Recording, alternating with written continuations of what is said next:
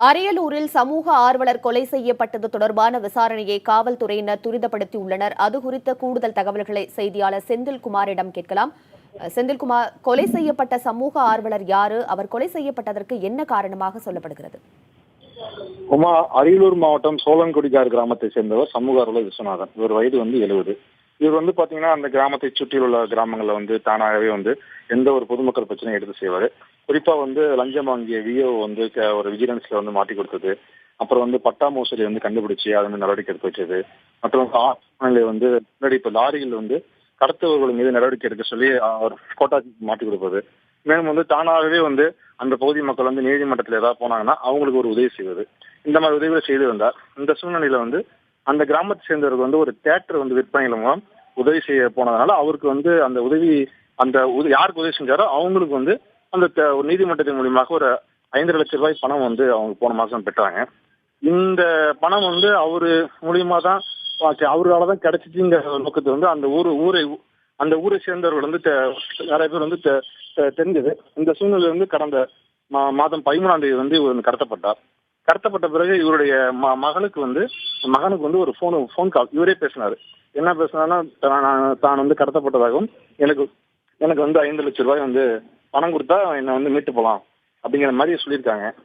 இது குறித்து அவருடைய மருமகள் கடந்த 19/9 அந்த குவாகம் போலீசார் வழக்கு பேசுங்க புகார் மனு கொடுத்திருக்காரு. அந்த புகார்ல அவங்களுக்கு எந்த நடவடிக்கையும் இல்லைங்க காரணத்தினால ஆட்கொணர் மனு மூலியமா அவங்க ஒரு நீதிமன்றத்தின் மூலியமாக நடவடிக்கை எடுத்திருக்காங்க. இந்த சூழ்நிலையில போலீசார் விசாரணையில அதே கிராமத்தை சேர்ந்த பாலமுருகன் இவரை கடத்தியது தெரிய வந்தது. இவரை கடத்தி அந்த மூலியமாக பணத்தை நம்ம வாங்கிடுவோம் அப்படிங்கிற மாதிரி அவங்க நினைச்சிருக்காங்க. அதனால ஒரு சமூக ஆர்வலர் விஸ்வநாதனை கடத்திட்டு போய் கடலூர் மாவட்டம் நெய்வேலியில வச்சிருக்காங்க.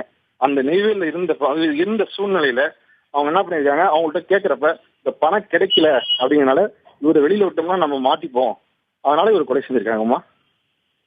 செந்தில்குமார், ஏறக்குறைய 1 மாசம் கழிச்சு 3 பேர் கைது செய்யப்பட்டிருக்கிறாங்க. இதுல மெத்தனமா யார் செயல்பட்டாங்க அப்படிங்கிறது குறித்து ரொம்ப வருத்தத்திற்குரிய ஒரு விஷயம். கைது செய்யப்பட்டவங்கள்ட்ட காவல்துறையினர் விசாரணை நடத்தினதுல இந்த சம்பவத்துல வேறு யாருக்கும் தொடர்புள்ளதா அப்படிங்கிறது தெரிய வந்திருக்கா? காவல்துறையுடைய விசாரணை எந்த கோணத்துல இனி அமையறதுக்கு வாய்ப்பு இருக்கு? தம்பித்தமிழன் குறிப்பாக பாத்தீங்கன்னா இந்த சமூக ஆர்வலர் விஸ்வநாத் நிறைய உதவி மற்ற மக்களுக்கு நிறைய உதவி பண்ணனால இவருக்கு ஒரு முன்னுரிமை நிறைய பேர் இவர் மேல இருக்கு.